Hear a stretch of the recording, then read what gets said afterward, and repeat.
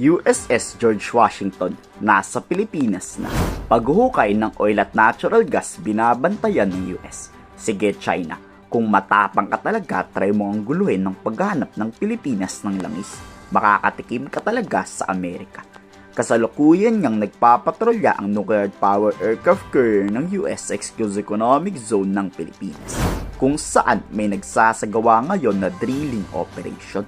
Ang Novel Vikings na kumpanyang galing sa Amerika, kasama sa nagbabantay ang BRP Jose Rizal ng Philippine Navy.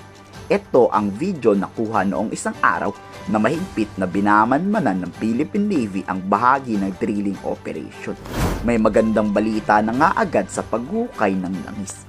100% may oil at gas talaga sa West Philippine Sea. Kaya pala itong China gustong-gustong nakawin at sakupin. Ang bad side nga lang ay aabutin to ng 10 years bago mapakinabangan.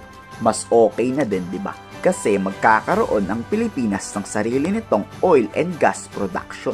Tayo mismo ang magpuproduce ng langis sa ating mga kababayan.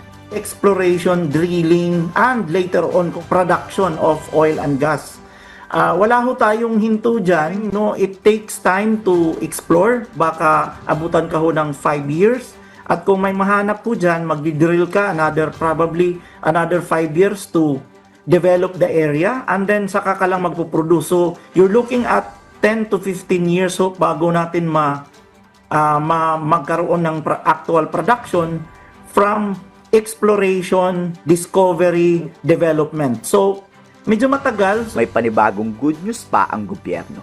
Inanunsyo rin ng Department of Energy na hindi lang sa West Philippine Sea kasalukuyang naghahanap ng langis.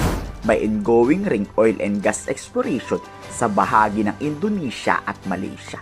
Pero sa loob pa din to ng ating exclusive economic zone. Wala ngang paki dito ang Indonesia at Malaysia.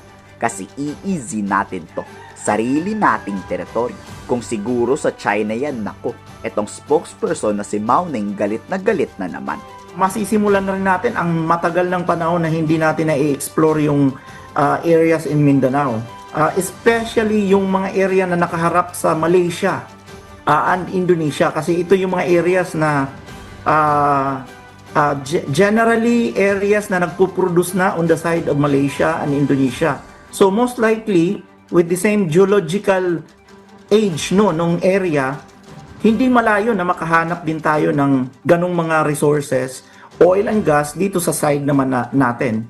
Grabe nga ang hakbang ni Pangulong Marcos makapag-explore lang ng langis. Talagang iniimbitahan pa ang US Navy para magbantay. Pero syempre may hatian dyan kay Trump for sure. Pero hindi katulad to ng sa China na 50-50. Siguro baka 80% sa Pilipinas at 20% sa US. Mas okay na, 'di ba? Kaysa sa China na garapalan at gahaman sa pera.